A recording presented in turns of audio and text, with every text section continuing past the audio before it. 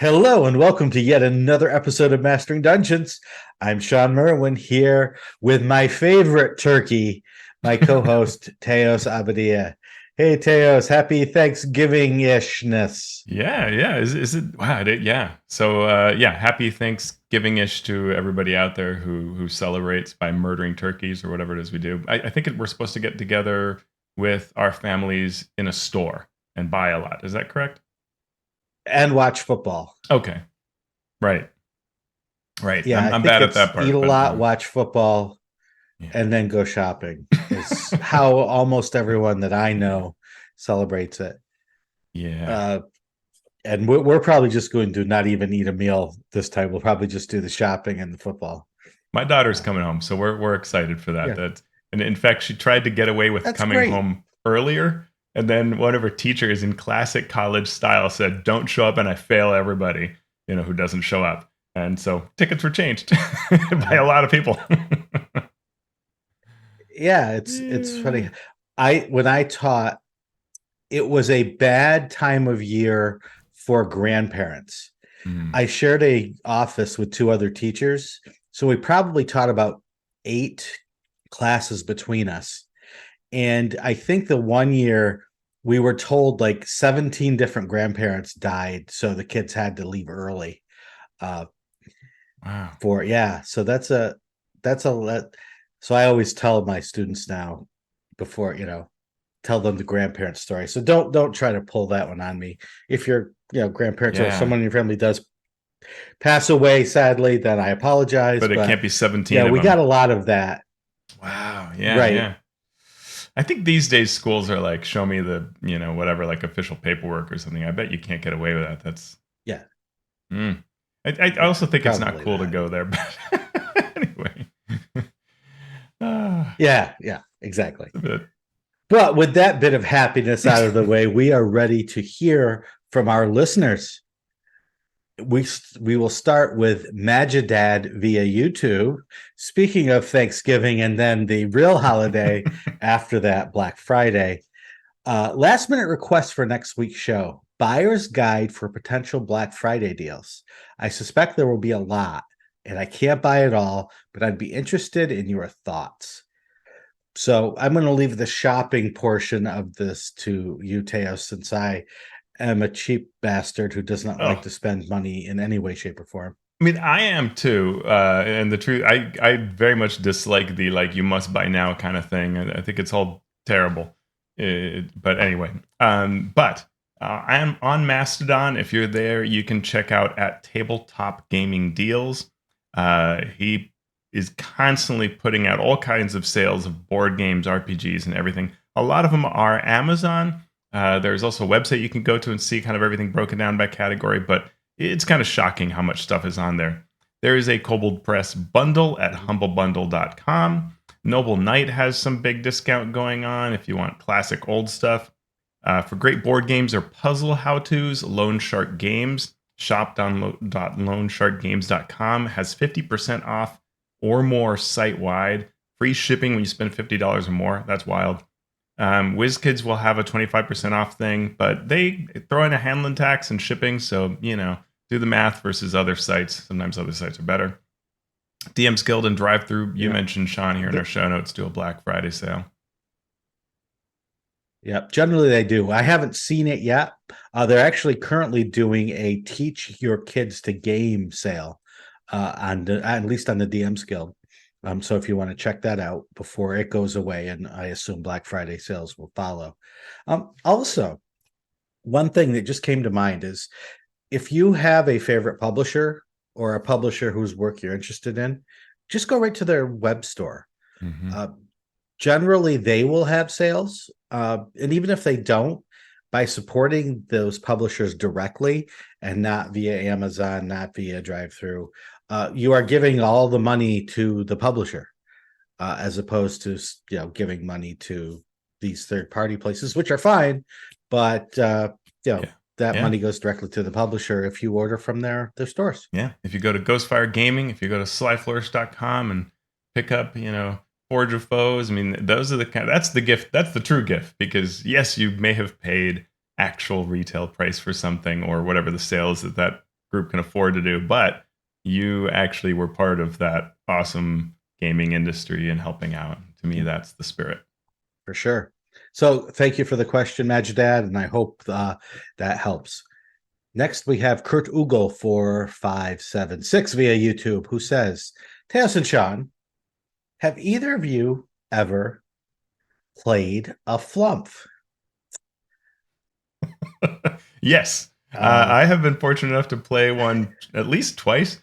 I played one. One of the most fun was during an Extra Life D&D event that I got to attend back before I was deemed not worthy of such events. I got to play a character that I was transformed into a flump, and that was really a lot of fun. How about you, Shawn? I have only played a flump as a dungeon master, never as a player character. So I can't say that I have. I'm working on helping you and everybody else who has not had the chance to play a flump, because I do have an adventure where you get to play flumps, and I'm slowly working my way through the development of that adventure. And we are looking forward to that. And that will be my first time playing a flump as a player character. But Kurt Ugel 4576 goes on to ask more seriously, having a monstrous player race in the party may be jarring, as it may elicit a strong reaction from the setting NPCs and may really limit the type of play. It may work well for dungeons, but not for settlements. Further, there may be a lack of information available on the race's cultures. For example, what does a Tabaxi settlement look like aside from the Isle of Dread, Rakasta? Aside from the usual advice, talk to all your players about such inclusion first. How have you accommodated or not monstrous PCs? Also, is there an unusual race you'd like to play or have played? And so I want to start. We'll answer this in full, but I want to start by the aside from the usual advice part, because we always say this, right? And in every answer we give with questions like this, we're always like, talk to your players, say things. And so saying aside from that usual advice, so many times people do not listen to that advice, whether they're unwilling to or unable to communicate effectively. They don't do it, and that's why we so many times see problems in our games or in our world as a whole, because people fail to communicate or have unmet expectations or expectations that are unattainable or unexpressed, or they refuse to acknowledge the validity of others' expectations and desires. So, yes, I have dealt with this. I am dealing with this right now in my home campaign, which I will talk about after I let Teos answer. But don't say aside from the usual advice, because the usual advice is the most important advice we can give. Yeah, it really is the cornerstone, right? And I think we've those of us who played fourth edition, and it's getting this way in fifth edition too. But you would go to an organized play table, and it would be like a gnoll, a Shatterkai, a vampire, a warforged, are the party, and they're in this everyday small town, and it's like, could you help us from the goblins? It's like, we would never turn to us for help. We look like the advanced squad for those evil things that are hurting you. And so it's just ludicrous. And you had to, because there was no beginning concept of what it meant, and it was just show up at the table with whatever, it meant that we just suspended disbelief, right? No one addressed it. Game after game, nobody addressed the fact that all these absolutely fantastic, ludicrous creatures were playing the game. And that's a bit of a shame, right? And so for Dark Sun, my story is that for Dark Sun organized play, we only used the typical ancestries that show up in Dark Sun. So only those core things. And we did it so that when you sat down at a table, you felt that Dark Sun feel of the halfling that's a cannibal, and the elf that isn't very elf compared to normal D&D elves, and the half giant Goliath, and so on. And so you really felt that core experience. And then what we did was, every time you died in an adventure, whoever died at the table received a death certificate. Often those death certificates unlocked something else. So in an adventure featuring a bunch of Arakakra, which maybe you wrote, Shawn, or it was part of right around that time. Yeah. one of the Arakakra joins your group and becomes your new PC. And it takes an interest in the story of your character. So now they know something about you. So it's kind of almost like you reincarnate a little bit. Or at least you come as a new character that has connections to your old one, but as this unlocked race, right? And so now that creates a reason why they're there. It does allow for that sort of stretch your legs, play something different, but it has grounding in the story of the adventure. When my home group finished Rime of the Frost Maiden, we said, what do we do next? And it was sort of my turn to DM. So I said, okay, here are three choices. We can play this adventure, this adventure, this adventure. And what they chose of three very wildly divergent possibilities was the Citadel of the Unseen Sun from Grim Hollow. Mm-hmm. And I said, great. And I explained to them, I had already explained to them what the world was like. Dark medieval Europe, Grimm's fairy tales, this sort of thing, very grounded in that medieval feel. So, we're going to have to lean into that. And what do two players bring to the table? A Loxodon and a Heron God. So we have an elephant person and a rabbit person. And I was just after the throbbing stopped, I was like, I could just say no to this. These species have no place in Etheris. And so my first thought was no. And then I thought, well, I could take the time to create a place for this species in the setting. And then I went, no, I don't have the time. I don't have the mental energy. I like this world as it is. It does not need Loxodon or Heron God. But I want these two folks to play the characters they want to play. Yeah. And so we had already come up with the idea that they would be part of a traveling circus. So it was very easy to say, these two characters are unique in the world. They are from a different place, or maybe they are just magically, they were born this way. Mm-hmm. Where might they end up? In a spectacular entertainment venue like a traveling circus. Right. And so it's sort of, are they outsiders? Absolutely. But they fit into the story that they've built together of this. Will it come to, I don't want to say bite them in the butt, but yeah, right. Does it affect role playing? Absolutely. Sure. Right? They come up on a group of children and they're trying to find out where this monster might be layering. And they said, what's the scariest thing you've seen around here? And the kids all point to, right, the elephant dude. Yeah. And right. So there's this constant reminder that they're different, and it will come to pass that it will affect the story, but at least we've grounded it in this thing. The other way to deal with it is, as Teos said, just ignore it. Just ignore it. The weird thing about this game, like we've always said, is it's a story and it's mechanics. It's a game, and species, races, whatever you want to call it, have come to be less about the story for a lot of people and more about the mechanics that it delivers to your entry into the game, your piece that you move around the board. So just ignore the mechanics are the mechanics. Yes, you are a ogre, whatever, by your mechanics, but you're just a really big human who's pretty brutal. Well, and I think Shawn, right? So you could just do that. You can reskin it that way. That's where I think, getting to where what the character wants, right? So like, is the character saying, not the character, but the player, is the player saying, I want to play something that's weird in the setting? Or are they looking for the, sweet mechanics of whatever this is, right? Because even of Warforged is quite jarring in a lot of campaigns outside of Eberron. Like, that's weird. Why is there a robot here, right? And so what is it that you want out of that? Do you not want to be questioned? Well, then you could just look like you're in a suit of armor all the time, right? And people don't realize there's no person behind the helmet. But if you want to be intruding upon the setting, then we can play off of that, right? And kind of like you were talking about the Luxodon example, right? And really dig in and have everybody react to it. But figuring that out is probably worthwhile to know whether your character, your player wants their character to stand out or not. So, excellent question there. And finally, we have via Twitter Grandpa's advice saying, what are your thoughts or advice on running a campaign with multiple DMs?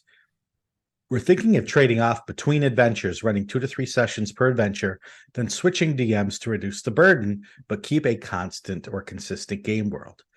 How would you set this up? My friends, let me introduce you to organized play. Organized play exists specifically to solve this problem. Now, all the deficiencies of organized play are the challenges that this sort of campaign style has to overcome. How do you make a campaign's plot and storyline feel coherent when you're switching between adventures and between game masters?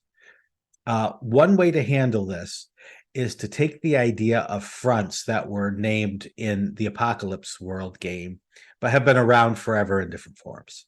So what is a front?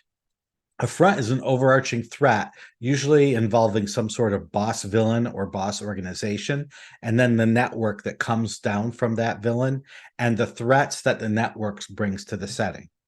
And a good campaign will weave these fronts. So at this point, you're fighting against this vampire lord who is trying to overtake the setting. But after you deal with that, you realize there's also a threat over here from the Knoll god and the Knoll army that's approaching. And so you can move back and forth in your adventures between these different fronts. When you're dealing with one front, the machinations of the other front are continuing and the setting is evolving because you're not focusing on that now, so they are succeeding in small ways. This is a way that you can have each game master, each DM, take a front as their front, and then as you change from fighting one front to another, switch around. The players that are also game masters can toss in small things to the DM of that particular front to show what's going on behind the scenes, or to put in some small Easter eggs or some small images or icons or something that will keep reminders of these other fronts. Yeah, that's a Thoughts? cool idea. It makes what you're saying makes me think of sort of a West Marches style campaign, right? Where you could say, if we take this map and we're going to go and explore different parts of it, that's where you could say, well, okay, DM1 takes the northeast and DM2 takes the southwest and so on, and you just split up the map into different areas. And as the players go to different zones to explore and find what's there, well, that's when that DM would kick in. And if roughly there's the same amount of play in each of the quadrants, then 4 DMs could totally split this, or 6, or however many. And that could be a fun way to do that too. It's similar to that kind of fronts idea, but maybe geographical, and could result in sort of some nice organic play where you go from one side to the other, and now you switch DMs because you know what's going on. But I think that the general challenge of having many DMs is that often you find yourself as DM wanting to create these plots that are going to lead to places, and then passing that torch is hard. And so that's where it's nice to split things up so that your creativity can be in this kind of silo and place and focus, and doesn't have to be something you have to pass on to someone who may not quite want to work with it the way you did. So if they're independent stories, it generally works better. They can have touch points because that's fun. But you generally don't want to just say like, and now here, the whole burden is yours. Go with what I created, because they'll want to do it differently, and that often doesn't feel satisfying to everybody. Especially if you pass, it's like a game of telephone, right? If you pass the campaign on 6 times, at the end, it's not what the first person envisioned.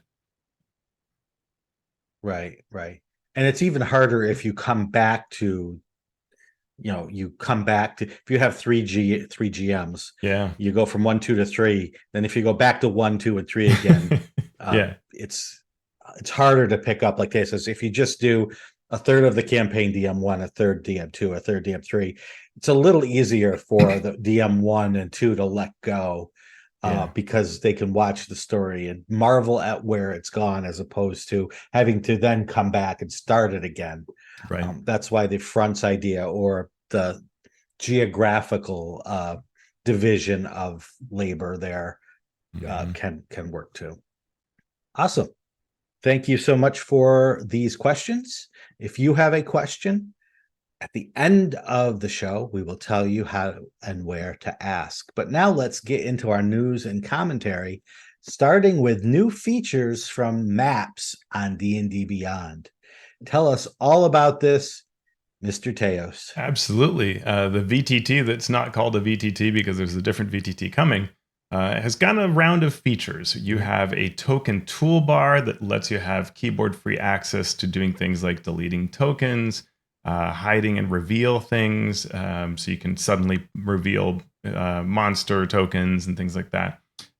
Border color options for the monsters, so you can have the friendly goblins in blue and the ones that are adversaries in red. A ruler tool, so both players and DMs can measure distances on the map and see that distance automatically scaled based on the particular map. And zoom controls to plus and minus in and out to see things more closely or further out. There's a YouTube video walking through all these, and the website that is the how to start playing with maps has been updated for these features as well. The link's in our show notes. Have you used this at all for an actual game other than just playing around with it? I have not for an actual game, just playing around. I would, but I just haven't had the opportunity. Yeah. Okay. I'm tempted to run a quick game just to try it out with people, trying to use as many of the D&D Beyond features as possible to see how smoothly the integration is and how the dice rolling works and all that. But like you, I haven't had the time yet. And I think all these things create you sort of have to try out, like, how deep do you want to go, right? So even when I was running, like, say, Discord and the Avray bot and the Beyond 20 integration and all this, it's sort of like there are so many things you can do, and at some point it gets in the way of the game unless you have a lot of time and you're doing this all the time. And so it's often a question of how much you want to enable, right? Do you want to just tell everybody what we're doing and everybody can roll wherever they want, or do you want to link a Discord to maps? Do you want all these questions to go through? In other news, there is now a free D&D adventure that's been added to the teacher resources page at Wizards of the Coast. So a few months back, we talked about Wizards offering resources, some free and others in the form of kits that you could buy for teachers and D&D game club advisors, especially at the middle school and high school level. They even had a contest that gave away thousands of dollars worth of material, as well as some cash to teachers, to advisors of clubs, to libraries. And now to this page has been added a learn to play adventure for kids or adults who want to learn more about D&D, but don't have the time or the ability to learn all of the rules. This adventure is called Peril in Pinebrook. I hope someone really smart wrote that adventure, Shawn. Well, unfortunately, no. I did. So Peril in Pinebrook contains 4 simplified pre-generated characters, plus an adventure to use them in. Its runtime is between 1 and 2 hours, and it introduces the basics of D&D gameplay. So it doesn't use the full rules. There are no ability scores on these pre-gens. It's just the attacks and the skills that the characters might use. There's no saving throws. Nothing in there calls for saving throws. So it's just, here are the things you can do. You roll the D20 die, you add a number to it, and you compare it to a number, and say, and then so it explains what armor class is and what hit points are, skill checks, ability checks. We call them skill checks since we don't put abilities on there, but skill checks. And then all of the other die rolls, other than the D20s, are just D6s. So all the weapons do D6 of damage. There are some things where a static amount of damage or healing is done by an ability rather than having a die roll. But we tried to really make this something where even a student could pick it up without any knowledge of D&D and run it, That's or an awesome. adult Mm-hmm. could do so. And it's still not as simple as I would have liked it, Hmm. but it does need to be D&D. It Right. does need to have D20 rolls and addition and that sort of thing. But hopefully the mechanics get out of the way of the players going through a fun story. Yeah. And that was the desire behind it. And so you can check it out. It's on the resources/educators page at dnd.wizards.com.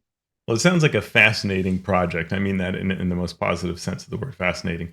In that, like, you had to wrestle with how to take the very complex Dungeons and Dragons game, which, when you think of it, really is shockingly complex, no matter how simple we try to make it. And then you had to actually make that into a thing that really was actually simple, and that must have been hard. It was a lot more work than I thought it would be, because if you're writing adventure, you just write the adventure and you know that the people who are reading it know the rules. Yeah. So you can get away with a lot of not explaining, knowing that the DM will generally have the knowledge to pick it up and run with it if you are lacking in any area. With this, it was very much, let's explain this step by step by step. What's a die roll? What's a Yeah. check? How do you resolve them? What happens if things go off the rails? Those sorts of things needed to be addressed, and just sort of the game flow in and of itself. What's the flow of the game? How do you run a game of D&D if you've never seen or heard of or watched or anything like that? That's really cool. So in as few words as possible, I tried to get that across in a sort of step-by-step manner. So That's a great we'll see challenge. how it goes. That's awesome. Yeah. Fantastic. Well, I'm excited to look at it. I haven't had a chance to look at it. I know it's been there. I've been excited to look at it. I know Mike Shea took a look at it and was saying very positive things about it. So it's really a neat idea. Yeah. Do you think this could be, would you use this? Would you advocate for its use as a convention demo for like learn to play or not? I think you definitely could. Mm-hmm. The thing about like learn to play at a convention is that the DM knows what they're doing, and it's easier to explain. What I realized when I was doing this was how much character creation and character progression adds complexity to a game. Yeah. And I always knew it in the back of my head, but yes, I'm pulling pieces out and trying to I pulled too many pieces out. What do I have to put back in? I realized how having to create a character, having to level a character, all the different options, how much complexity that can really, really add. So I think you could definitely run this, in an hour at a show, or at at a public event, or even at a private event, with the understanding that it's not going to have the depth and complexity that a lot of people love about D&D. So just if you go in understanding that, it delivers the feel of what a storytelling game, what that means, and what switching between the mechanics of a role and the exposition of a story take to manage a role-playing game. Awesome. Cool. Yep.